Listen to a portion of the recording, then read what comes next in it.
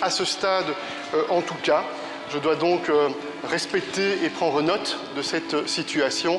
Je prends donc la décision de présenter ma démission et mon intention est de me rendre chez le roi immédiatement.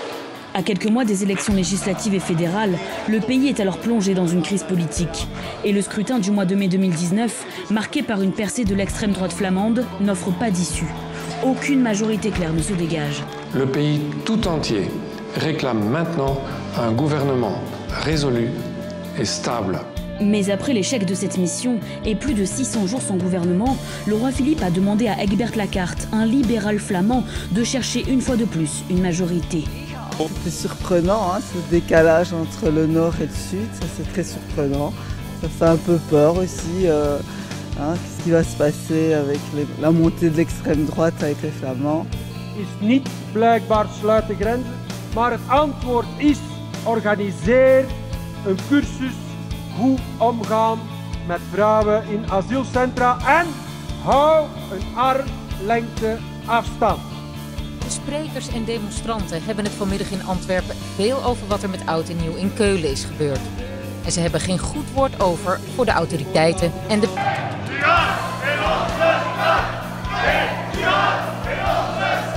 Ik kom uit Nederland, ja. Waarom bent u hier gekomen vandaag? Dat we op moeten treden tegen de islamatisering van Europa. We wisten wel dat vrouwen al minderwaardig waren naar de moslims toe. En in Keulen heeft dat... En chemin déjà, les esprits s'échauffent.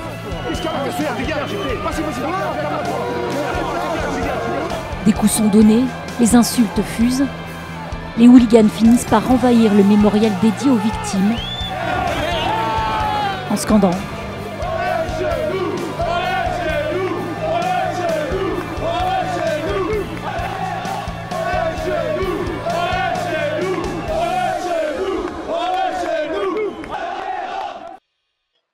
Alors bonsoir à tous, ce soir nous sommes avec Adrian Thomas qui est historien belge et qui est aussi adhérent au PTB qui est le Parti du Travail belge, qui est un peu l'équivalent du PCF là-bas. Et on a aussi François qui est étudiant et qui est aussi adhérent au PTB.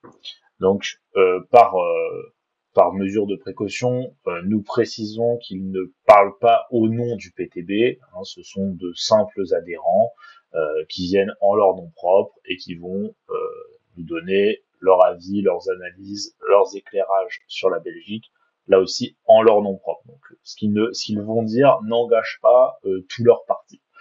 Voilà, ça c'est la petite précision importante. Alors du coup, la première question que j'aimerais vous poser, notamment à Adrian, qui est historien, c'est la Belgique, d'où ça vient, comment ça s'est créé cet État belge dans lequel il y a plusieurs communautés linguistiques qui coexistent. C'est vieux, hein. C'est vraiment une très, enfin voilà, on a un pays à la base médiéval comme le vôtre, sauf que on a une unification assez tardive, même si elle précède quand même, hein, les Italiens et les Allemands, faut quand même le dire. C'est un assemblage, hein, d'une certaine manière, de provinces et de comtés, de duchés, de principautés qui au début n'ont pas grand-chose à avoir, hein. François et moi, par exemple, nous sommes liégeois. On a rarement eu du temps dans l'histoire en commun avec les autres Belges, hein. On était attachés au Saint-Empire de la nation germanique, tandis que le reste des Belges étaient colonies successivement, sans aller trop loin, bourguignonnes, espagnoles, autrichiennes, et d'une certaine façon, on s'est mis ensemble un peu dans la vague révolutionnaire de la fin du XVIIIe siècle, quoi, hein, en quelque sorte. Et c'est, vous connaissez sans doute l'histoire de la défaite de Waterloo, 1815, et puis de notre rattachement aux Pays-Bas, enfin oui, Pays-Bas, Hollande, et notre indépendance 15 ans après, en même temps que les Grecs, hein, en font. Et 1830. Et voilà, c'est ça, 1830, exactement, en même temps que les 30 Glorieuses, hein, si je ne m'abuse, la Révolution en France. Hein, que les 3 Glorieuses. Les 3 Glorieuses. Les 30 Glorieuses, c'est plus tard, il ne faut pas confondre. Oui, c'est mieux, hein, c'est mieux les 30 Glorieuses. Ouais.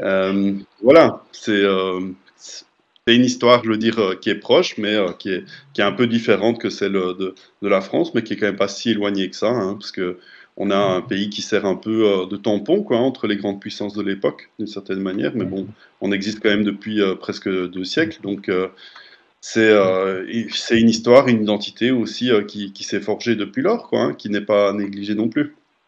Et ben justement, même si à la base ça a été un petit peu créé comme un État tampon pour des raisons stratégiques, il y a une identité nationale belge qui s'est créée. Comment est-ce que ça s'est créé malgré les deux communautés linguistiques, voire trois, parce qu'il y a aussi une minorité allemande. Et vous avez votre votre hymne traduite en 3 langues. C'est ça, un État trilingue, hein, mais c'est plutôt récent, hein, parce que les Germanos, par exemple, on les a rattachés après la Première Guerre mondiale, hein, de la même manière, c'est notre petite Alsace-Lorraine, hein, enfin, comme, ou plutôt comme la Sarre, hein, même si nous on l'a gardée du coup. Mais ça concerne très peu de gens, hein, les petites communes rédimées, comme on appelle ça, germanophones, c'est 70 000 personnes à tout casser, hein, donc 70 000.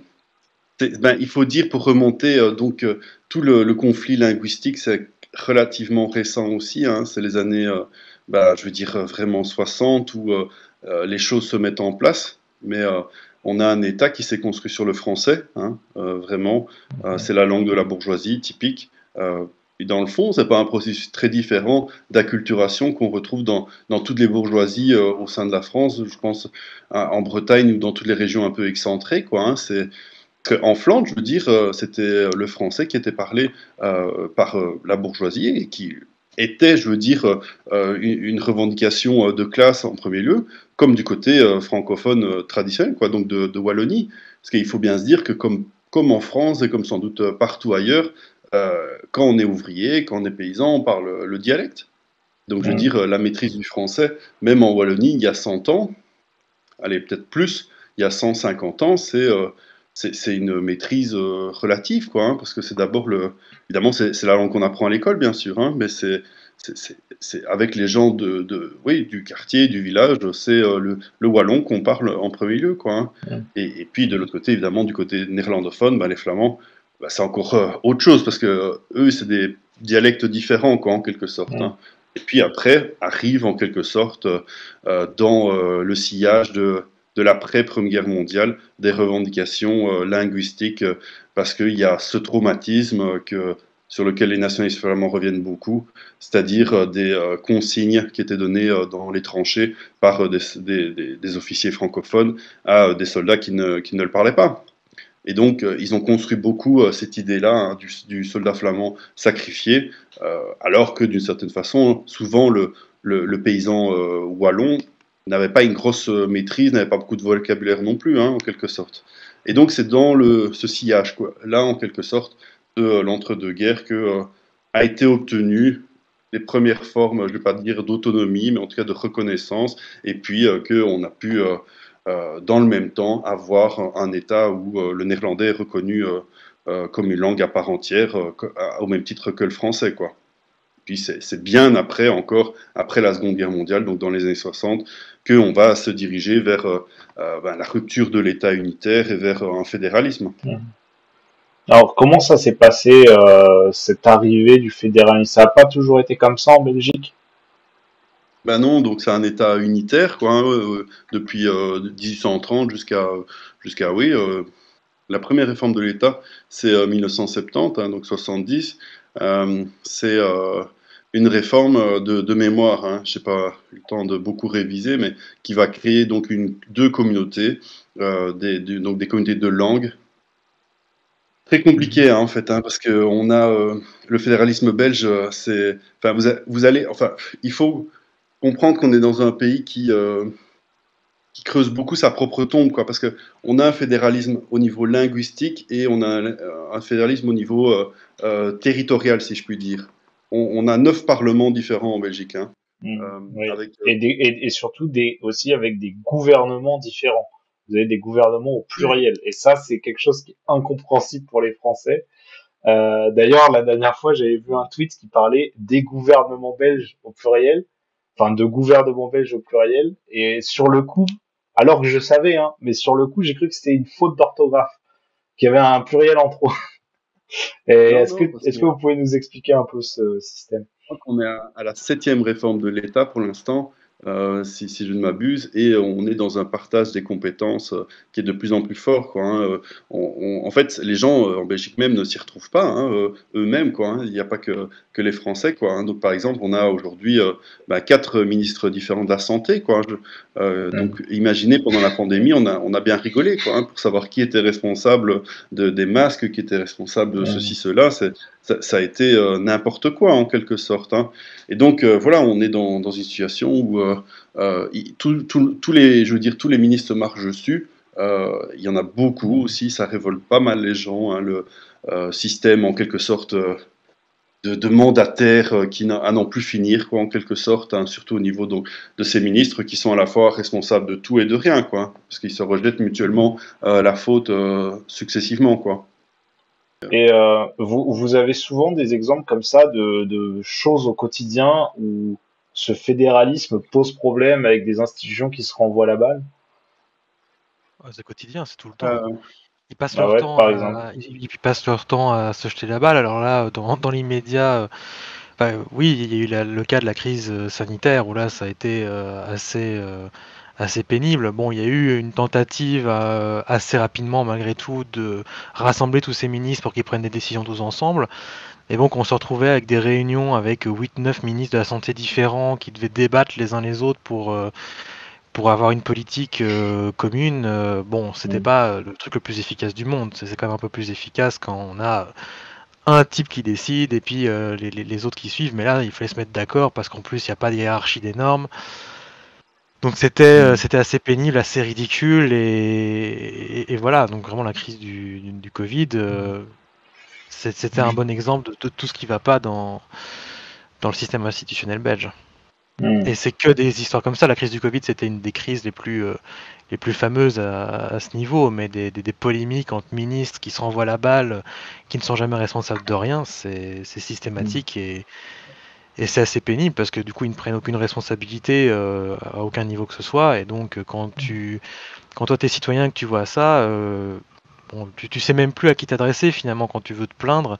Tu sais pas à qui reprocher les choses et eux-mêmes font presque exprès finalement de pas dire ok, c'est moi qui suis responsable. Ça se déresponsabilise tout l'État en fait.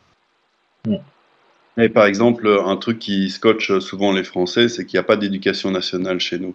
Donc, Justement, ça, on va en reparler un petit peu plus tard, ouais. Ça, c'est dans les sujets dont je voudrais qu'on parle un petit peu. Mais avant ça, on va rester d'abord sur l'aspect un petit peu linguistique, culturel. On a un parti dont on parle beaucoup du côté flamand, c'est le Vlaams Belang. Vlaams Belang, je sais pas comment ça se prononce en flamand, vous me corrigez. Belang, ok. Le Vlaams Belang, qui est un parti séparatiste flamand et qui a du succès aux élections en Flandre. Qu'est-ce qui se passe avec ce parti ces dernières années? C'est un parti, c'est vieux, hein, le nationalisme flamand, hein, chez nous, c'est vraiment, ça date de la même époque que les premières revendications d'autonomie culturelle, hein, c'est ça un peu qui est dramatique, quoi, c'est que ça s'est construit, je veux dire vraiment à la droite de l'échiquier politique, hein, c'est-à-dire dans tout le camp catholique d'une certaine façon, et donc c'est profondément enraciné dans la société, hein, les nationalistes flamands, ils ont collaboré lors des 2 guerres avec l'occupant allemand, par exemple, hein, dans le but de faire avancer leur programme politique, mais aussi parce qu'il y a une conception très réactionnaire chez eux, quoi, hein. Le Vlaams Belang, c'est évidemment ce qui est le plus dur, quoi, hein, mais en même temps, c'est aujourd'hui le parti politique flamand qui remporte le plus de succès, qui a, dans les sondages les plus récents, qui monte à du 25%, ouais, c'est ça, 25% en Flandre. Donc en Belgique, on vote selon sa langue, hein, on vote pour le parti de sa communauté, quoi, en quelque sorte, hein. François et moi, on ne peut pas voter, hein, pour le Vlaams Belang, par exemple, sauf s'il décide de présenter des listes dans le sud du pays, mais ça n'a pas de sens. Même si, enfin, bon, je ne rentre pas dans les détails. Mais donc, le second parti, en quelque sorte, dans l'échiquier flamand, dans les sondages, c'est un parti nationaliste, mais plus soft, quoi, si je peux dire, plus doux. C'est un parti qui a déjà été dans des gouvernements récemment, c'est la NVA, la Nouvelle Alliance flamande, donc son nom français. Et à eux deux, ils font presque 50% en fait aux élections, donc c'est à se poser question pour la prochaine fois. Hein. C'est ce que beaucoup de Belges se posent eux-mêmes, hein, et c'est chez Nationalisme vraiment aussi un objectif. Hein. Il y a dans ce parti dont je vous parlais, la NVA, qui a été au gouvernement de 2014 à 2019, il y avait une aile vraiment droitière, évidemment très forte, qui ne rêve que de ça, bien sûr. Hein. Et alors, il y avait un des ministres, qui s'appelle Theo Franken, qui était devant sa télé le soir des élections, et il faisait ce calcul. Et alors, on l'a filmé pendant qu'il disait « Yes, on y est presque, les gars !» Et voilà, c'est dramatique, quoi, mais le vote envers le Belang, c'est le même type de vote que tu peux retrouver aujourd'hui pour le RN, quoi, hein, mais avec, en plus de ça... avec une dimension régionaliste, quand même, que n'a pas le RN. Tout à fait, ouais, mais bon, ça, c'est la structure de l'État qui est profondément différente. Mais ils ont des relations étroites, hein, entre Bardella et le président actuel du Belang, Tom van Gringen. Il y a des rencontres régulières, hein, et l'un et l'autre s'invitent de temps en temps, quoi. Oui, bien sûr, ça reste des extrêmes droites de différents pays en quelque sorte. Voilà. Et donc, c'est du côté flamand, avec une montée de régionalistes, d'indépendantistes même, on peut dire. Est-ce que du côté wallon, il y a ce genre de phénomène ou pas? Ça n'a pas beaucoup de sens, en fait, hein, parce qu'en fait, comment je vais dire, enfin, je vais d'abord te répondre directement à ta question. Tu retrouves, en fait, dans des partis traditionnels, des partis qui sont habitués à être au gouvernement du côté francophone, l'idée que c'est un scénario tout à fait probable. Et que, au final, si les Flamands veulent faire leur chemin de leur côté, en Wallonie, on doit pouvoir trouver le nôtre. Ça, tu en trouves typiquement au Parti socialiste en premier lieu. Et à la différence du PS français, est un parti de masse, hein, un parti qui reste très très bien implanté malgré l'usure du pouvoir continuel, malgré les scandales de corruption répétés et réguliers, un parti qui reste très loin, je veux dire, qui reste avec une bonne avance, quoi. Et malgré le fait qu'ils aient un sosie de François Hollande aussi, pour l'anecdote. Je sais pas si vous savez ça. Qui s'appelle Marc de Saint-Moulin. Je sais pas si ça vous dit quelque chose. Ah, et en France, beaucoup de gens le connaissent parce que c'est le sosie de François Hollande. Je le mets à l'écran. Voilà, je coupe un peu pour cette anecdote. Et je vais te laisser reprendre. Je vais le mettre à l'écran. Voilà. Allez, excuse-moi, tu peux continuer. C'est incroyable parce que je sais pas toi, François, mais je connaissais pas du tout ce type. Moi non plus. Je sais pas s'il est très connu, mais nous on le connaît comme étant le sosie de François Hollande, et vu qu'il est au PS en plus, c'est d'autant plus drôle. Ça. Voilà. Mais non, voilà, tu as toute une série de cadres, de dignitaires, si je puis dire, de ministres, parce que en fait, il y a deux logiques différentes dans le fédéralisme de part et d'autre. C'est-à-dire que si les Flamands ont construit leur fédéralisme et leur revendication sur une base culturelle, linguistique, du côté francophone, on l'a construit sur une base économique. On a accepté du côté francophone et surtout du côté wallon l'idée de fédéralisme, dans l'idée qu'on allait récupérer des leviers qui nous permettaient de réinvestir dans nos entreprises, en fait de pallier à la désindustrialisation, quoi. C'était ça l'idée. Parce que la Wallonie a toujours été l'endroit, enfin la province, non, la région dans laquelle se faisait le plus de production, quoi, hein. Tout le sillon Sambre-et-Meuse qui traverse le pays, c'est des entreprises, je veux dire, d'industrie lourde, le charbonnage, hein, je veux dire, c'est ça qui a fait la prospérité de la Belgique. Et dans les années 50, évidemment, c'est une économie vieillissante qui, de plus en plus, a plié, quoi, hein, jusqu'à être, comme en France, détruite dans les années 80, hein, grosso modo. Et le problème, c'est qu'on n'a pas eu, comme dans le Nord-Pas-de-Calais, comme dans beaucoup d'autres endroits en France, on n'a pas eu de suite nouvelle industrie, quoi, un peu comme quand la sidérurgie a pris le pas sur les mines. Ça, on a eu, ou l'industrie automobile qui a pris, qui a remplacé, par exemple, des filatures qu'on a fermées. Ça, on a eu ça comme dynamique. Mais aujourd'hui, on a un problème de désertification économique. Et l'illusion que se font beaucoup de mandataires socialistes, c'est de dire, il faut en fait c'est de se dire, l'argent va aux Flamands, les subsides, c'est eux qui attirent les boîtes de l'étranger, les Américains chez eux, et nous, on n'a pas les moyens de rivaliser avec ça, et donc il nous faut plus de compétences, plus de pouvoir dans notre région pour pouvoir avoir plus de marge de manœuvre. Et donc, finalement, le fédéralisme, voire le confédéralisme, pourquoi pas? Ça, c'est dans la tête de beaucoup d'hommes de gauche, hein, de socialistes, ce qui est complètement différent, évidemment, de beaucoup de gens très droitiers en Flandre. On a finalement une jonction dans la même idée de fédéralisme poussé, je veux dire, très loin, quoi, hein.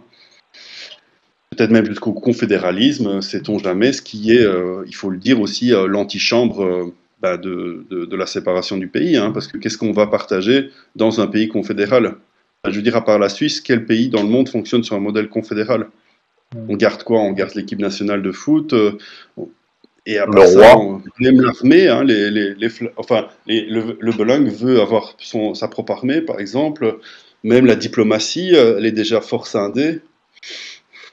Plein. Et est-ce qu'il y a des inégalités économiques entre la Flandre et la Wallonie au niveau global?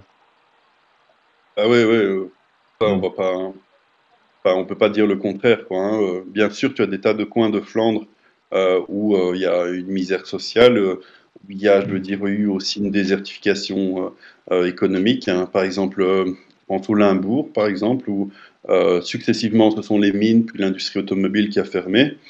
Je pense à toute la vallée de la Dambre en Flandre orientale, donc dans l'arrière-pays de Gand, hein, entre Gand et Bruxelles, qui était une région qui vivait à fond des filatures, comme dans le nord, quoi, hein, je veux dire en France, et où tout ça a fermé. Et c'est une région qui vote beaucoup pour le Vlaams-Belang, quoi, hein. C'est la région, je pense, où il est le plus populaire, où il a failli avoir des maires, des bourgmestres, fascistes, hein, donc du Vlaams-Belang, aux précédentes élections municipales. Et la question se posera bientôt, parce que les prochaines communales, les prochaines municipales en Belgique, c'est dans moins d'un an maintenant. Voilà. Oui, ça va arriver. Tu as un niveau de vie qui est vraiment qui est visible. Je veux dire, que ce soit sur des cartes ou à l'œil nu, presque en Flandre. Mais parce que simplement tu as des tas de déserts économiques en Wallonie, quoi, hein. Typiquement, pour une région frontalière à la France, le Borinage par exemple, qui était vraiment une région purement minière, n'a jamais connu la moindre reconversion. Et j'en parlais encore tout à l'heure avec des métallurgistes de ce coin-là. C'est le néant, quoi. C'est le désert, hein, la région autour de Mons, hein. Et puis voilà, du côté de Charleroi, de Liège, qui sont les deux grandes villes wallonnes, on est à du 25% de chômage, quoi, hein, dans chacun des deux bassins. Voilà, c'est non seulement un chômage de masse, de longue durée, et en plus de ça, avec toute une partie des gens qui sont dans la précarité, qui sont dépendants du CPS, c'est-à-dire l'équivalent de la CAF, hein, et encore toute une catégorie nouvelle de lumpenprolétariat, hein, si on peut les appeler comme ça, qui passent de plus en plus en dessous du radar, quoi. Donc on a une situation en Wallonie, oui, en fait, la Wallonie, pour bien se figurer, c'est quand même vraiment, moi je me fais chaque fois la réflexion, vraiment proche de la réalité des Hauts-de-France, ouais. Et est-ce que dans le discours de certains au Vlaams-Belang, il n'y a pas un peu au Vlaams-Belang, pardon, il n'y a pas un peu cette idée qu'il peut y avoir chez certains en France vis-à-vis de populations immigrées, de se dire ah bah ils font pas partie du même peuple, on va pas payer des cotisations sociales pour eux. Est-ce que ce discours-là il existe du côté flamand vis-à-vis des Wallons? Oui, hein, bien sûr, c'est la base même du nationalisme flamand d'aujourd'hui, quoi. Hein, mais c'est quelque chose qui marche dans toute l'Europe. Hein, je veux dire, si tu regardes maintenant en Italie, la Ligue du Nord a changé un peu de discours, mais pendant très longtemps, ils étaient sur l'idée de la Ligue au Nord, hein, avec toute une série de chants racistes envers les méridionaux. Et tu peux retrouver des dynamiques similaires dans plein d'autres endroits. En Allemagne, par exemple, la Bavière, qui snob en premier lieu l'ancienne RDA, par exemple. Hein. Et puis même en France, c'est moins marqué, mais en Espagne, c'est l'équivalent, hein, je veux dire, avec la Catalogne, qui est quand même un peu plus riche que les autres provinces.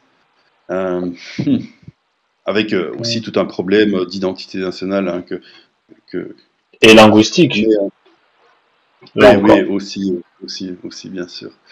Mais non, bien sûr, les nationalistes font souvent des coups d'éclat où ils essayent de montrer le nombre de subsides, de millions d'euros qui sont transférés d'une région à l'autre, par exemple, et que ils ont vraiment fait percoler dans l'esprit de beaucoup de Flamands l'idée que les Flamands payent pour les Wallons, hein, les Wallons paresseux. Ça, c'est vraiment le summum, je veux dire, le b.a.-ba du discours nationaliste flamand, quoi. Hein. Du Wallon au chômage, du Wallon syndicaliste et revendicateur, qui ne veut pas travailler, qui ne veut pas faire avancer les choses, qui est conservateur, hein, puisque on inverse les termes de la droite vers la gauche. Voilà, c'est assez typique. Hein. Par exemple, ce qu'il faisait, c'est il louait un grand camion. Comme ceux que tu peux retrouver sur l'autoroute, et il mettait dedans des faux billets, et alors il disait, regardez, voilà, c'est tout l'argent qu'on donne aux Wallons, alors qu'on pourrait l'investir chez nous, en Flandre, pour des projets fantastiques. D'accord. Oui, mais c'est un des trucs qu'on oublie souvent, justement, quand on parle de Vlaams-Belang, on dit oui, c'est l'extrême droite et les racistes envers les immigrés, mais c'est vrai que oui, il y a tout ce discours anti-wallon, anti-francophone qui est extrêmement fort. On est vraiment vu comme étant des paresseux du Sud, des profiteurs, des fainéants, et ça, c'est vraiment un truc qui est essentiel dans leur discours et qu'il faut pas oublier. C'est un racisme comme un autre, mais envers pas juste une population issue de l'étranger, mais l'autre moitié du pays finalement. Après, un truc que tu dois remarquer aussi, si on doit parler plus de l'extrême droite, c'est qu'elle n'existe pas du côté francophone. Et ça, c'est vraiment quelque chose d'assez particulier dans toute l'Europe, quoi, occidentale en premier lieu, quoi. Il n'y a pas d'extrême droite belge francophone. Et il n'y en a plus. On a eu des tentatives répétées. Il y a eu Léon Degrelle autrefois, quand même. Enfin, il y en a eu dans l'histoire, mais effectivement, aujourd'hui, c'est un peu fini, quoi. Comment t'as un certain temps, hein, Léon Degrelle. Ah bah oui, bien sûr. C'était alors pour ceux qui connaissent pas, c'était un nazi pendant la Seconde Guerre mondiale qui a fait tout un tas de discours qui parfois sont encore cités par des Français justement, pas par des Belges. Oui, bien sûr. Voilà. Bien sûr. Il a construit son mythe pendant 50 ans durant son exil espagnol, hein, dans lequel il y a énormément de vidéos hein, qui sont faites où il témoigne de 1000 manières en inventant n'importe quoi sur son passé. Non, ça c'est quand même très intéressant hein, de ce point de vue-là, Léon Degrelle. Parce qu'il est mort il y a une vingtaine d'années seulement. Non, une trentaine d'années. Hein. Oui, c'est ça, cette année, l'année prochaine, ça fera 30 ans qu'il est mort. Donc vous imaginez tout le temps qu'il a passé en Espagne sous la protection de Franco à expliquer tout ce qu'il voulait. Bon. Mais non, si ça en intéresse, je suis revenu récemment, par exemple, pour la CGT Mine Énergie, dans un de leurs colloques sur la raison de l'absence d'extrême droite en Belgique francophone. C'est quelque chose de particulier, mais qui s'explique aussi vraiment fort dans la racine culturelle de notre contrée, quoi, si je puis dire. Alors, il y a une question que je suis obligé de vous poser parce que nous sommes dans un live français. Cette question va peut-être vous faire rigoler, mais c'est une question sérieuse que des Français qui connaissent pas la Wallonie peuvent vraiment se poser. Chez vous, est-ce que le rattachisme à la France est une position politique qui existe? Moi, je connais la réponse, hein, mais je la pose innocemment pour nos éditeurs. Oui, bah, c'est une François, si tu veux. position, ouais, bah, c'est une position qui existe, mais qui est extrêmement minoritaire. C'est pas une position qui a un très grand succès. Bon, elle a un peu. Lorsqu'on a eu la fameuse crise politique vers 2010 où on n'en finissait pas de ne pas avoir de gouvernement, c'est un peu monté, c'est un peu revenu, mais après, qu'on a eu un gouvernement, c'est retombé. Et très franchement, les gens qui soutiennent ça sont très peu nombreux, ou en tout cas ils sont pas vraiment à entendre. Il y a bien des groupuscules qui militent en faveur de ça, mais J'avais vu des résultats électoraux à diverses élections. Le parti ou les quelques partis qui proposent ça, ils sont à 1 ou 2% grand maximum à certaines élections, quoi. C'est au Ouais, niveau de la Wallonie, hein, même pas au niveau de tout le pays. Donc, faudrait diviser par deux au niveau du pays, je pense. Donc, effectivement, oui, c'est ça la réponse, c'est que ça représente pas grand-chose. Désolé pour les nombreux Français qui regardent ce live. mais je vais quand même un peu peut-être les consoler parce que en fait le sentiment pro-français, francophile, ne s'observe pas par les résultats électoraux du Rassemblement Wallonie-France et cette petite liste dont on parle, qui d'ailleurs n'existe plus depuis une bonne dizaine d'années aujourd'hui. Mais c'est un sentiment qui est très vieux, hein, depuis la naissance de la Belgique. C'est évidemment, enfin, c'est un courant que je dirais qui est pas politique, mais qui est surtout culturel et qui se retrouvait aussi beaucoup en Flandre, hein, parce que comme je vous l'ai dit tout à l'heure, je veux dire la bourgeoisie flamande, elle s'est construite aussi dans le français, hein. Et donc aujourd'hui, ça devient rare, mais vous aviez des quartiers bourgeois, par exemple, d'Anvers et de Gand, où on parlait français, quoi, hein. Moi, je connais toujours maintenant, par exemple, des francophones, des francophones flamands, quoi. Mais ils deviennent vraiment très rares, quoi, en quelque sorte, hein. Mais donc, ce que je veux dire, c'est que tu trouves des sentiments francophiles chez une partie des gens, mais à des degrés variants, parce qu'il n'y a rien à faire. On a une culture française qui est marquée par la langue, mais je veux dire, si les Français ne s'intéressent pas en fait à ce qui se passe en Belgique, ben, l'inverse n'est pas vrai. C'est-à-dire que nous, on regarde plus, le Belge francophone regarde plus TF1 que la RTBF, par exemple, hein. Et ça depuis très très longtemps. Et donc, par exemple, dans notre ville, ici, dans notre ville de Liège, ouais, je pense que c'est la ville la plus francophile de Belgique. Par exemple, je vais te donner un exemple qui va un peu trop peut-être vous faire plaisir. C'est que on ne fête pas le 21 juillet, notre fête nationale, mais par contre, on fait un très beau feu d'artifice le 14 juillet. C'est parce qu'on a aussi une communauté d'expatriés qui est très importante à Liège, quoi, qui est dynamique aussi, par ailleurs.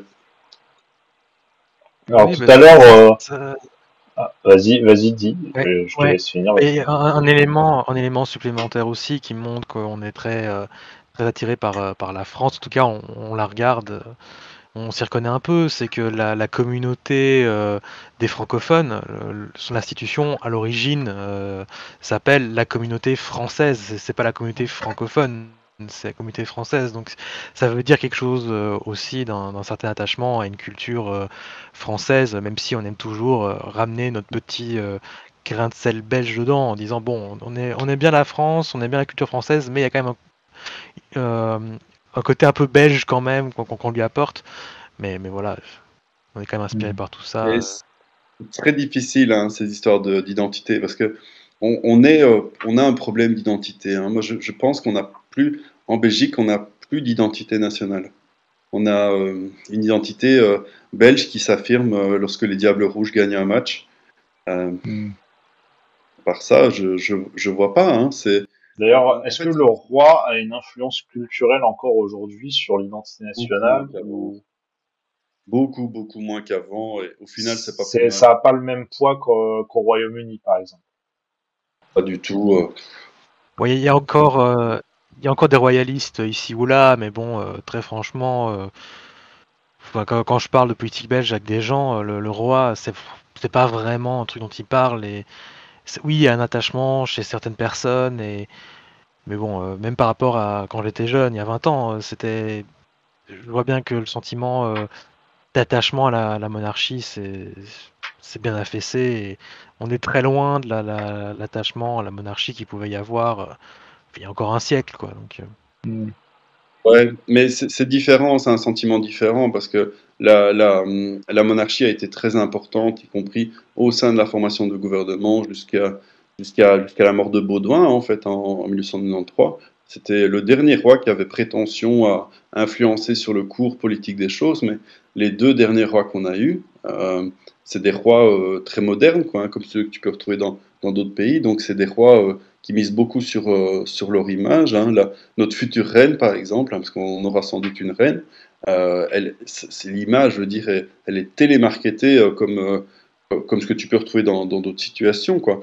Mais en fait, autant les gens ne vont pas développer un sentiment politiquement monarchiste, hein, affirmé, autant la monarchie garde une sympathie et ce que je veux est fait d'une certaine façon consensus, parce que en face, tu as le nationalisme flamand indépendantiste.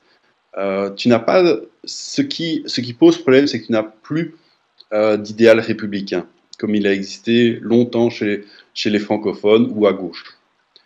C'est-à-dire qu'aujourd'hui, les gens qui sont les plus sympathiques envers la monarchie, bah, tu les retrouves beaucoup au Parti socialiste, hein, simplement, parce que c'est la lutte contre l'indépendantisme flamand, simplement.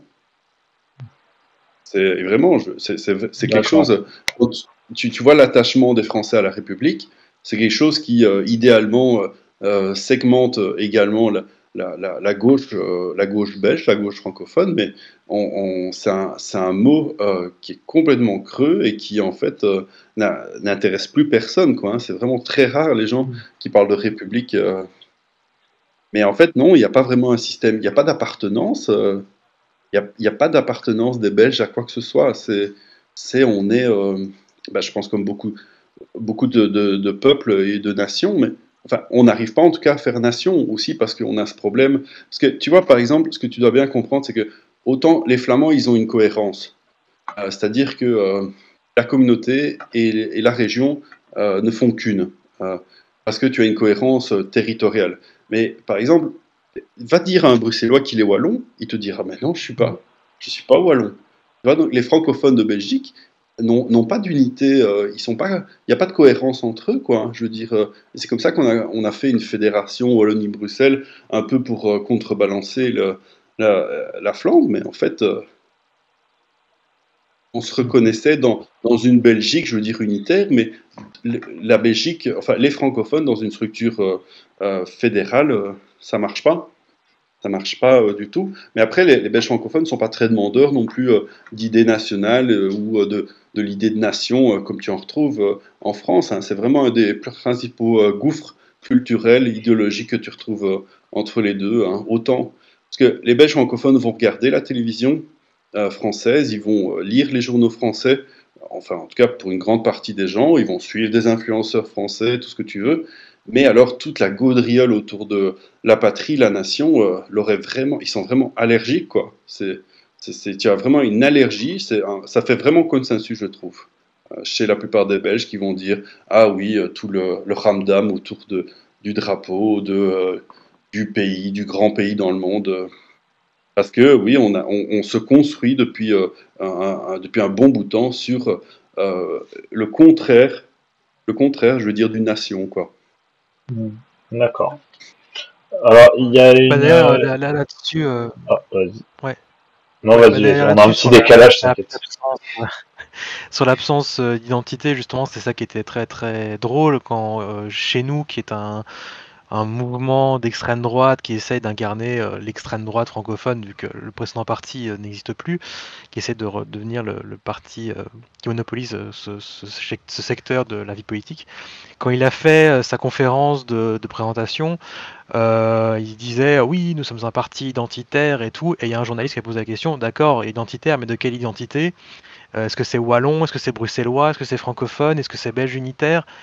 Et le mec a répondu on n'est pas rentré là-dedans, il n'a pas su répondre, quoi, et c'était quand un parti se veut identitaire et que bon, tu dois savoir quelle identité tu veux défendre, et là il était incapable de répondre, parce qu'en fonction de ce qu'il répondait, déjà il allait s'aliéner des gens, mais C'est aussi que parce que je pense que fondamentalement lui-même savait pas. Donc Bon, après, t'as un petit peu ça aussi en France avec des mouvements comme Génération Identitaire, bon, qui a été dissous officiellement, mais d'une section de Génération Identitaire à une autre, tu avais des sections qui pouvaient être marquées très régionalistes, avec parfois même un nom à part, et puis tu allais avoir des sections où les mecs allaient être dans un discours très franco-français, et tu allais en avoir qui allaient être carrément européistes, les blancs, etc. Donc en fait, trois échelles différentes qui, enfin pour moi, sont difficilement conciliables. Enfin, il y a un moment, faut choisir, quoi. Voilà. Donc bon, alors, on a visiblement pas ce problème que en Belgique, et le mot identitaire en fait est un petit peu un mot creux, parce qu'en fait ça veut dire ni nationaliste ni vraiment européiste, et en fait chacun projette l'identité qu'il a envie dans ce mot creux, quoi. Non, typiquement, autre exemple, on n'a pas trop mon national. On a eu il y a très longtemps, mais ça fait très très longtemps aussi que on n'a plus de fil rouge, je veux dire, ou de vision conservatrice qui fait l'unanimité ou qui a prétention. Je veux dire, on n'a pas trop mon national en Belgique, quoi. Hein. Et on a une histoire qui est d'ailleurs assez peu connue par les Belges eux-mêmes, quoi, en quelque sorte, parce que on sait jamais par quel bout prendre le truc et parce que roman national, voilà, hein, c'est pas formidable non plus, hein, ça a quand même des gros défauts, mais tout ce qui peut faire nation dans le pays n'existe que très difficilement. toujours sur les Et je cours vois pas de d'histoire. perspective. Justement sur l'histoire, moi ce qui m'a frappé durant mon parcours scolaire, c'est que durant mes cours d'histoire dans le secondaire, comme collège, lycée, on faisait un cours d'histoire, mais finalement on parlait beaucoup d'histoire de France et l'histoire de Belgique, on en parlait assez peu, enfin sauf après que la Belgique a été fondée, et encore c'était sur 2-3 dates, genre la Première Guerre mondiale, la Seconde Guerre mondiale, ce genre de choses. On allait très peu dans le détail. Alors tout ce qui est fondation du pays, le pays durant le Moyen-Âge, enfin, en tout cas les ancêtres de la Belgique, on n'en parlait pas. Et ça, j'ai dû attendre mes cours d'histoire à l'université, mais là, il fallait que j'aille les chercher, quoi. Il fallait que je fasse une formation. Oui, et puis à l'université, tu n'es pas dans du roman national, tu vois, tu es dans une histoire beaucoup plus scientifique.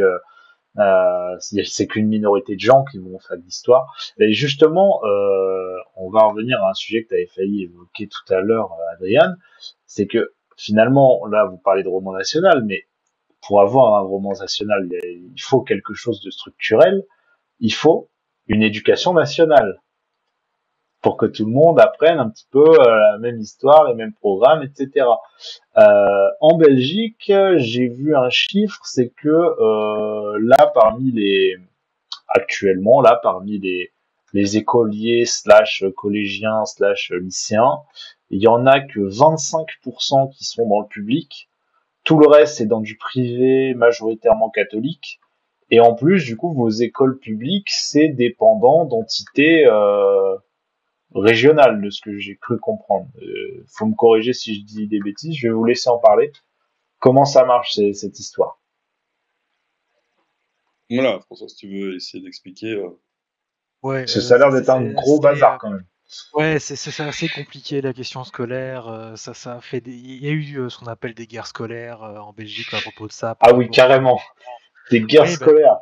Voilà, alors bon, le thème est peut-être un petit peu exagéré, mais ça retranscrit bien le climat qu'il y avait dans le pays, avec des manifestations dans tous les sens. Il y en a eu une au 19e siècle, il y en a une autre dans les années 50, justement par rapport au financement. Voilà, est-ce qu'il faut mettre l'accent sur le public? Est-ce qu'on doit financer publiquement le privé? Enfin, c'est vraiment le foutoir. Et en fait, la situation actuelle par rapport à l'enseignement, c'est qu'il n'y a pas d'enseignement national, il n'y a pas de ministère de l'enseignement national au niveau fédéral. Parce qu'en fait, l'enseignement est communautarisé, donc il y a un enseignement francophone, il y a un enseignement néerlandophone, c'est des ministres différents, et voilà, qui mènent leur politique de leur côté, sans forcément se concerter, et ça amène parfois à des choses, typiquement là, alors c'est pas sur le contenu, mais on a eu une réforme des rythmes scolaires, et ce qui fait qu'il y a un rythme scolaire qui est différent du côté francophone, du côté néerlandophone. Il y a des... On n'a pas les vacances en même temps. voilà, les vacances sont pas les mêmes et c'est assez absurde, notamment quand on se retrouve à Bruxelles, qui est une région bilingue, où parfois on place ses enfants dans des écoles néerlandophones et francophones, et tu te retrouves avec les gosses qui n'ont pas les mêmes vacances alors qu'ils sont dans la même ville, ce qui est assez absurde. Donc, Ceci en fait, dit, on est... nous, en France, on a aussi des vacances échelonnées, mais c'est justement pour éviter de bouchonner les routes et puis pour que le secteur du tourisme puisse fonctionner un peu sur toute l'année en étalant les vacances sur 6 semaines au lieu de 2. Donc, on a aussi des vacances échelonnées chez nous. Ouais, C'est la peut-être zone pour A ça et la aussi zone chez B. vous. Ouais, il y a 3 zones au total. Ah ouais, ouais. Mais ouais, non, écoute, c'est une situation de marché scolaire en fait. Tout le monde, Mm. tu n'as pas d'école ou de lycée, de collège, hein, mais c'est des entités qui sont fusionnées plus ou moins chez nous, qui te sont attribuées. C'est-à-dire que tu peux très bien mettre ton enfant dans une école à 50 km de chez toi si tu le désires, quoi, hein. Et ce sont des écoles, c'est pas des écoles, quand on parle des écoles libres, hein, des écoles catholiques, c'est pas des écoles hors de prix, comme tu peux retrouver peut-être en France, hein. C'est une école parmi d'autres qui ressemble identiquement à la même, si ce n'est qu'il y a encore un vieux crucifix ou qu'elle s'appelle Saint quelque chose, quoi, hein. Mais de la même manière chez les profs, hein, je veux dire, tu n'as pas de mutation que j'ai toujours trouvé très bizarre aux quatre coins de la France là. C'est toi en fait qui trouve quelques heures par-ci par-là, quoi, en quelque sorte, hein. Tu as donc une grande autonomie qui est attribuée aux directions d'écoles ou de réseaux, je veux dire, hein, d'écoles qui sont parfois ensemble. Et donc, bah oui, comme l'a dit François, c'est issu de ce qu'on appelle les guerres scolaires, hein, qui renvoient au fait qu'il n'y a pas de laïcité en Belgique. On a réussi à avoir un compromis qui s'appelle la neutralité d'État, mais tout le processus que vous avez pu connaître en 1905 autour de la séparation de l'État et de l'Église, on n'a pas eu. Et donc l'Église a conservé un pouvoir très fort qui s'est marqué d'abord par le maintien dans ses mains énormément d'écoles. Et évidemment, c'est désuet, hein, cette lecture-là, puisque l'Église, comme en France, je veux dire, n'a plus beaucoup de succès, quoi, hein, et on est dans une société qui est largement déconfessionnalisée. Mais aujourd'hui, voilà, on se retrouve toujours avec toute une série d'écoles qui sont catholiques, et puis après, tu retrouves un réseau, en fait, tu retrouves des réseaux, parce que tu fais bien de le mentionner, mais c'est encore pire que ce que tu l'imagines. Tu as des réseaux publics qui sont différents, qui se font concurrence également entre eux. Tu as le réseau public, je veux dire, d'État, celui des Athénées, et puis tu as celui qui tourne autour des provinces, par exemple, hein. Et puis tu as encore même un réseau, comment est-ce que je veux dire, tu as même un réseau libre non confessionnel, par exemple. C'est-à-dire que toi-même, par exemple, tu peux ouvrir ta propre école, quoi, hein, en respectant une série de critères, machin, mais tu as ce genre de phénomène qui apparaît régulièrement, quoi, hein. D'accord. Et donc, dans la profession d'enseignant, dans ce que tu vas avoir comme cours, je veux dire, c'est balisé, quoi, hein. Tu as un cahier des charges à respecter, mais c'est un peu, c'est un peu selon ce qu'a décidé le réseau catholique ou ce qu'a décidé le réseau de la province ou le réseau des Athénées, quoi, hein. Tu as des programmes qui sont un peu différents et des cours parfois qui sont un peu différents aussi. Dans le catholique, on a tendance, par exemple, à associer très vite l'histoire et la géo, ce qu'on ne fait pas, par exemple, dans le public. Ouais, voilà. D'accord. J'ai une question, parce que tu as évoqué la neutralité religieuse de l'État, qui est différente de la laïcité en France. Est-ce que vous pouvez expliquer un petit peu en quoi ça diffère de ce qui se passe en France, et en quoi, du coup, votre rapport à la religion est peut-être un petit peu différent aussi? Ben, écoute, sauf si François, tu veux te lancer, mais en gros, il n'y a pas de laïcité en Belgique simplement parce qu'on a un roi, hein, et que le roi, il a une religion, hein, c'est le catholicisme. Et rien qu'à partir de ça, en fait, ça pose un problème, même si le roi lui-même n'est plus une personnage presque liturgique que tu peux retrouver comme dans le passé.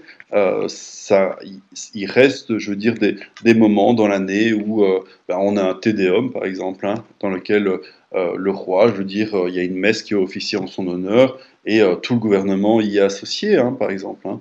Et je veux dire, ça ne fait pas l'ombre d'un débat. Hein. Et donc, à partir du moment où même le gouvernement est associé à une messe catholique, c'est très difficile de parler de laïcité, quoi. Hein. Voilà, donc il n'y a personne qui a envie de rouvrir ce débat-là et de se lancer dans une nouvelle, dans une réforme de l'État, parce que même, en fait, les réformes de l'État se conjuguent nécessairement avec l'attribution de compétences supplémentaires envers les entités fédérées, comme on dit, donc les régions, et de retirer du pouvoir à l'État central, hein, qui n'existe pas, quoi. Hein. Voilà, on n'est pas un pays jacobin du tout, hein, on n'a pas cette culture-là, on a vraiment eu une culture du compromis, je veux dire, où chacun, au final, retrouve un peu de sa popote, quoi. Hein, et c'est très difficile d'avoir une autorité centrale, y compris pour les questions de laïcité, quoi, qui sont globalement mises de côté. Oui. Alors chez nous en France, quand on a des mouvements politiques ou des personnalités politiques qui essayent de mêler politique et religion, assez rapidement ils se font, on appelle ça sortir du champ républicain, ils se font un peu cancel en quelque sorte, pour utiliser un mot anglais. Mais du coup, chez vous, vu que vous n'avez pas toutes ces idées-là, est-ce qu'il y a des mouvements comme ça, politico-religieux, qui existent dans votre spectre politique? Et comment ça se passe s'il y en a? Ben, je vais laisser François répondre à la question, mais te dire quand même qu'on n'est pas dans un système anglo-saxon non plus, quoi. Hein. Donc, le compromis qu'on a, la neutralité, signifie par exemple que tu n'as pas de signe confessionnel ostentatoire dans la fonction publique. Ça reste, c'est quand même un grand, je veux dire, quelque chose qui est très important. Hein. Donc tu ne retrouveras pas ni dans la justice, ni dans l'enseignement je veux dire, non. Parfois, on a la discussion de savoir si on veut pas accepter dans les bureaux, hein, c'est-à-dire dans les gens qui ne sont pas directement face au public, en quelque sorte. Mais même de ce point de vue-là, on garde quand même encore, je veux dire, cette ligne-là, malgré la pression, l'influence d'une série de groupes politico-religieux, pour le dire comme ça. Hein.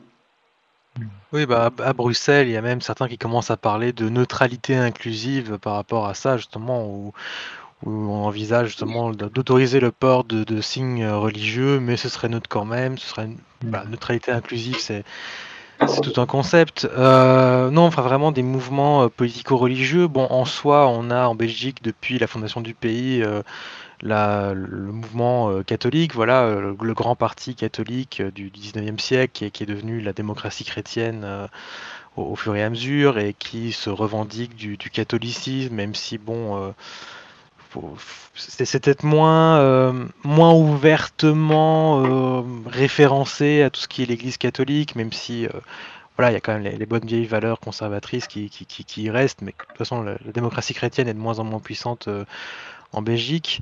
Mais c'est vrai que par rapport au poids de la religion, bah oui, tu vas retrouver le poids de l'islam qui est en train, forcément, vu qu'il y a une forte immigration marocaine, turque, il y a beaucoup de musulmans en Belgique. Bon, tu vas te retrouver des élus qui vont commencer à vouloir défendre voilà, le port du voile, et puis des différentes idées. Alors pas islamiste, mais disons qu'il y a une forme de tout le discours contre l'islamophobie, par exemple, qu'on retrouve avec voilà une certaine. Il y a des députés, je sais bien qu'il y a une députée d'écolo, justement, il y a une vidéo d'elle qui a beaucoup tourné sur voilà pourquoi est-ce qu'on n'enseignait pas le créationnisme à l'école. Voilà, c'est le genre de trucs qu'on peut retrouver, des élus qui vont faire des dérapages comme ça. parce qu'ils sont musulmans, parce qu'ils sont influencés par des discours comme ça, mais vraiment des mouvements organisés religieux. Bon, on a eu un groupuscule comme ça, parti islam à un moment à Bruxelles, mais disons que vraiment des mouvements organisés qui ont un poids dans la vie politique, pas vraiment. Enfin, c'était plus des élus qui sont éventuellement sous influence, mais vraiment des mouvements organisés, non, il y en a pas, en tout Alors, cas pas à ma connaissance. nous, récemment, au début de l'année, en France, on a beaucoup parlé de la Wallonie dans les médias, ce qui arrive rarement, hein. Et justement, sur une affaire qui nous a fait très peur depuis la France, c'est qu'au début de l'année, vous avez eu le Parlement de Wallonie-Bruxelles qui a voté des lois sur l'enseignement de l'éducation sexuelle à l'école, et vous avez eu des grandes manifs de militants religieux, autant musulmans que catholiques, de ce que j'ai suivi, et ça a fini quand même avec des écoles brûlées. Donc ça a été assez loin. Enfin, franchement, si on avait eu quelque chose comme ça en France, je peux vous dire que sur tous les plateaux télé, pour une école brûlée, tout le monde aurait parlé de guerre civile, quoi. Bah ouais, Oui, qu'est-ce que tu veux, mais ça n'a pas duré, hein, ça a quand même été vite. Oui, c'était à la Ça a duré. rentrée surtout. Ouais, c'est ça. Ça a duré 2 semaines, mais effectivement, c'était violent, ça a choqué beaucoup de gens. On n'a pas, je pense pas qu'on ait réussi à attraper les saligots qui ont fait ça, mais je veux dire, on est quand même vite passé à autre chose, quoi, hein, grosso modo. Et je veux dire, voilà, des cours d'EVRAS, hein, c'est comme ça s'appelle, d'éducation à la vie relationnelle et affective et sexuelle, se donnent. En fait, la plupart se donnaient déjà dans pas mal de réseaux d'enseignement. C'est juste qu'aujourd'hui, il doit s'appliquer dans tous. Parce que parfois, il ne faisait pas dans l'enseignement, ben, surtout catholique, quoi, hein, je veux dire.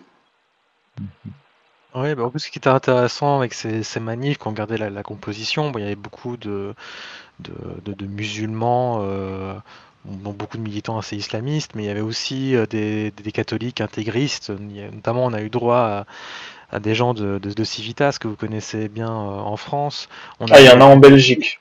Ça existe Oui, en ben Belgique, voilà. c'est Bah, d'accord. bon, est-ce que ça existe vraiment en Belgique? J'ai pas très bien compris quelle était vraiment leur origine. C'est plus, j'avais plus l'impression en voyant que c'était des Français qui venaient participer au truc, mais Possible, voilà. ouais.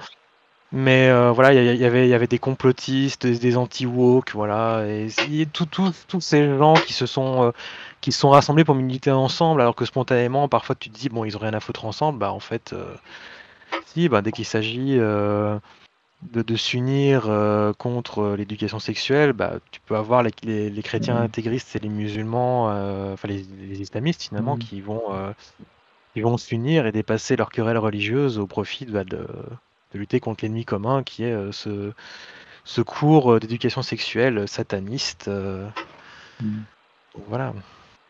Non, c'est comme en France, comme partout ailleurs, ce sont des réseaux qui se manifestent surtout via les réseaux sociaux et de manière entre initiés, quoi, hein. Parfois, tu réussis à trouver un imam qui décode dans sa mosquée, mais ce sont des influenceurs. Et au final, voilà, ici, c'était une réaction typiquement facebookienne, si je puis dire, avec une panoplie d'individus de part et d'autre, quoi, hein, avec un phénomène de mouvement très éphémère, quoi, en quelque sorte, hein, mais qui va très vite se retrouver dans une autre polémique qui dénonce la sexualisation des enfants et ce genre de choses. Mais il faut quand même dire qu'en Belgique, les questions de pédophilie sont très sensibles.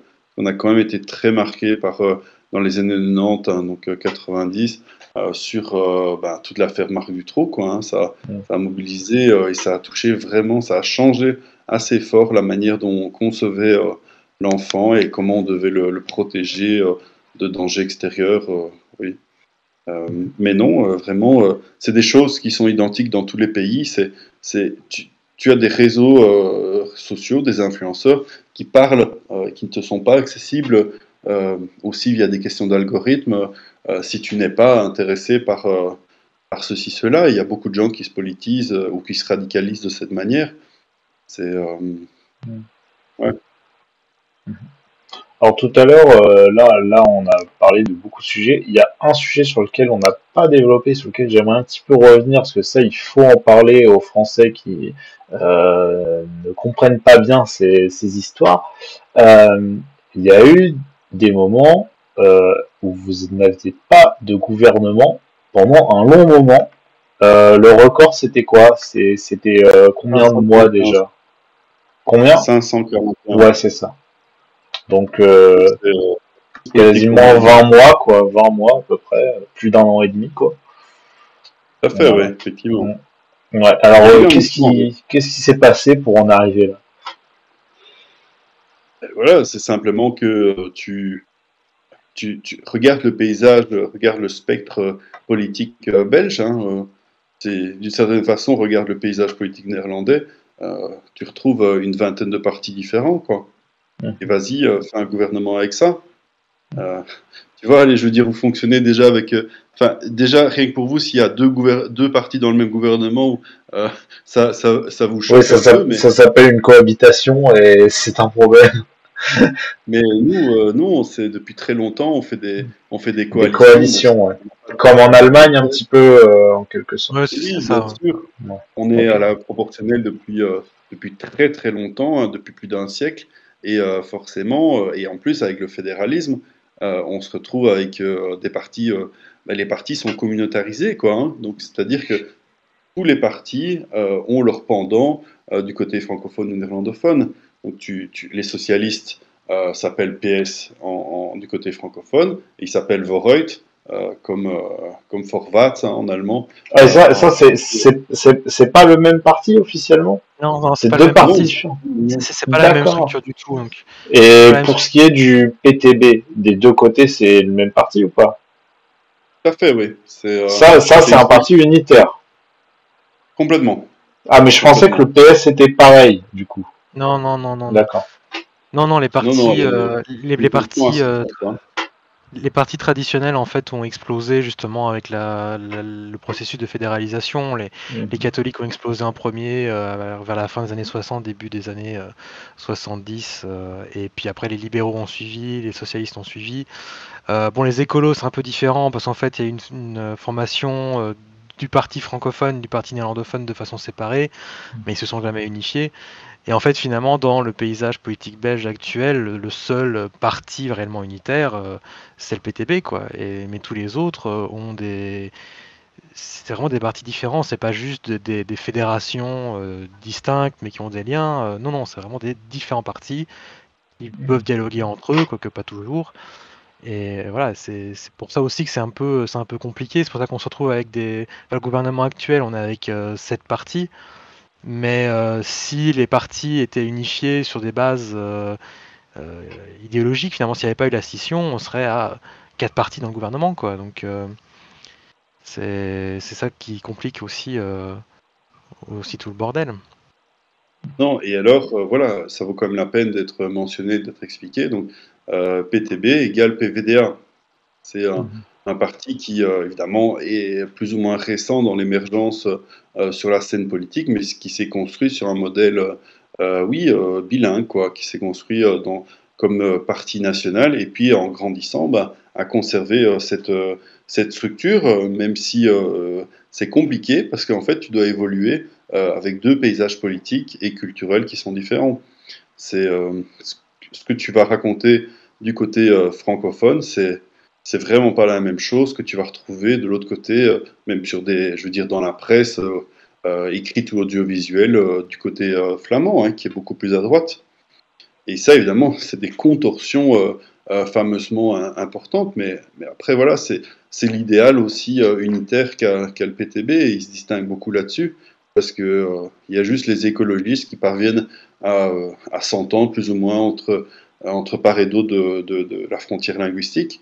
Mais par exemple, au niveau du Parti socialiste, on a un fossé qui s'est vraiment très fort creusé, quoi, hein. Le Parti socialiste flamand, c'est de plus en plus un parti ben, comme celui au Danemark, hein, je ne sais pas si vous voyez, donc avec une ligne dure sur l'immigration, on va dire ça comme ça, qui est parfois un peu borderline, on va dire, parce qu'il n'y a rien à faire. À partir du moment où vous avez un parti fasciste qui mène la course, bah, il influence tous les autres, quoi, en quelque sorte. Hein. Et ça, tu n'as pas ça du côté francophone, puisque, comme je t'ai dit tantôt, il n'y a pas d'extrême droite. Et, et voilà, et même au niveau de la droite, on a un parti de droite assumé tel quel, quoi, hein, et qui prend 20% de l'électorat.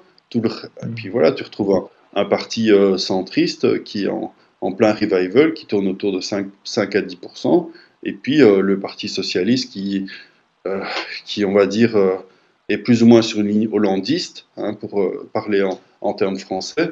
Et puis voilà, les écolos, ils sont sur la même ligne que leurs homologues français, voire de l'AFI.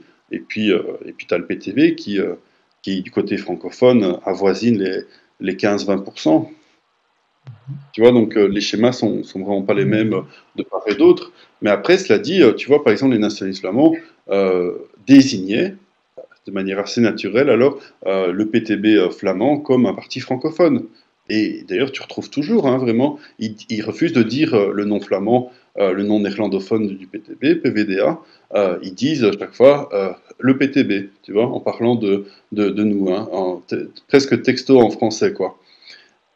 Et ces dernières années, ça a été en quelque sorte la lutte pour que le PTB arrive d'une certaine façon à bien s'incruster dans le paysage politique flamand, quoi, parce qu'il y avait toujours une grosse marge entre le succès qu'il a pu retrouver du côté francophone, parce que les 12 députés, les 3/4 qui sont francophones, qu'on a au Parlement fédéral, et je veux dire, on a très difficilement réussi à passer le cap des 5% en Flandre, et maintenant, depuis un an, je veux dire, 1 an, 2 ans, on a une remontée, quoi. On a un PTB qui s'équilibre de part et d'autre de la frontière. Mais c'est un équilibre qui est très difficile à trouver, quoi, parce qu'on a un pays avec 2 dynamiques, avec 2 fonctionnements qui sont différents, quoi.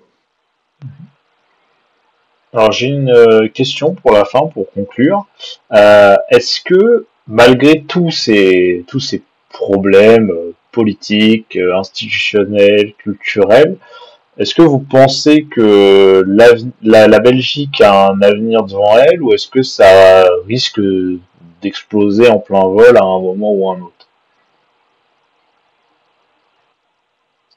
François, je Oui. te laisse répondre, puis je donne Alors c'est compliqué. Est-ce que la Belgique a un avenir? En tout cas, les Belges aimeraient qu'elle ait un avenir, puisqu'en réalité, même chez les Flamands, la scission n'est pas vraiment une option très appréciée. Même les électeurs du Vlaams Belang et de la N-VA, donc le parti nationaliste flamand modéré, entre guillemets, même eux, quand ils votent pour ces partis-là, ils sont pas réellement d'accord avec la ligne de scission. Ce qu'ils veulent, ils sont plus intéressés par d'autres points du programme. Et donc, oui, en tout cas, les Belges sont favorables à plus de Belgique même, puisqu'il y a pas mal de partisans d'une recentralisation. Là, ça fait quelques années qu'on voit que les Belges appellent une recentralisation, notamment avec la crise du Covid qui a montré qu'on ne savait pas gérer les trucs dans l'état actuel. Donc il y a plein de gens, même du côté flamand, qui se disent il faut recentraliser. Donc oui, il y a un mouvement là-dessus, ce qui fait qu'on peut être optimiste, mais d'un autre côté, quand on voit notamment en Flandre le Vlaams Belang qui monte, et la N-VA qui baisse un peu, mais où finalement, imaginons, les 2 partis parviennent à avoir 50%, ils peuvent toujours essayer de déclarer l'indépendance de la Flandre. Et voilà, et donc les prochaines élections régionales, c'est en juin 2024. Donc il y a de quoi être inquiet, mais il y a de quoi être espéré aussi. Donc on verra. Faut voir. C'est compliqué à dire là comme ça, parce qu'il y a Oui, bien sûr. entre ce que veut l'opinion et en même temps quelles sont les intentions de vote, il y a des divergences. C'est un peu compliqué. Mais on peut espérer. François a raison, hein, les gens qui votent, même on a fait des sondages chez les gens qui votent pour donc le Belang, hein, c'est beaucoup de gens qui votent pour les mêmes raisons que le RN en France, sans penser à l'indépendance de la Flandre, hein, pas pour des raisons parfois très intelligentes ou très malignes, quoi. Et donc, en fait, c'est surtout que on crée les conditions pour que dans une situation de crise, les choses puissent basculer. Tu vois, que tu aies la possibilité. Voilà, tu as toute une frange, c'est clair, des nationalistes qui qui sont résolus, je veux dire, à obtenir le confédéralisme, hein, qui est vraiment l'antichambre de l'indépendance. Et ça, évidemment, c'est une question évidemment qui sera fort scrutée le 7 juin de l'année prochaine, hein, puisque vous votez seulement pour les européennes, mais nous, on vote également pour les législatives et les régionales en même temps. Hein. C'est une grosse élection. Et là, évidemment, il faudra voir en fait à quel point on s'est formé un gouvernement. Parce que oui, voilà, à chaque fois qu'on essaie de créer un gouvernement, ben, il faut des mois en fait pour y arriver. Et donc le cas le plus emblématique, c'était celui il y a une douzaine d'années, où on a fait 541 jours sans gouvernement. Les gens s'en plaignaient pas, tu sais. C'était quand même particulier. Hein. Enfin si, on avait eu même un mouvement quand même à l'époque qui réclamait un gouvernement. Hein. C'était quand même des situations qui étaient chaque fois abracadabrantesques comme ça. Et donc voilà, il faut voir si on arrive en fait à trouver une majorité au sein du gouvernement. Ce sera compliqué, ce sera dur, et on est dans un processus lent, et peut-être qu'à un moment donné, il y aura une étincelle comme ça, je ne sais pas, mais puis inversement, hein, je veux dire, tu peux voir les choses différemment, François a tout à fait raison, de dire qu'il y a quand même une partie des forces politiques qui demandent une refédéralisation d'une série de compétences qui ont été régionalisées, et voilà, et tu as la croissance du PTB, qui n'existait pas avant, il n'y avait pas de phénomène unitaire, quoi. Hein. Tu le retrouvais un petit peu à demi-mode dans les partis traditionnels, mais c'était quand même très feutré, quoi. Donc voilà, c'est un avenir très incertain, quoi. Et bien en tout cas, merci François et Adriane, c'est la fin de ce live. On vous souhaite bonne chance pour gérer vos Flamands. Pendant ce temps, nous les Français, on doit gérer nos Corses. C'est un autre problème parce que eux ils font des attentats. Ils en ont refait là au début de cette année scolaire. Bon, et ils en ont fait surtout oui au début du mois d'octobre là, toute une série d'attentats à la bombe.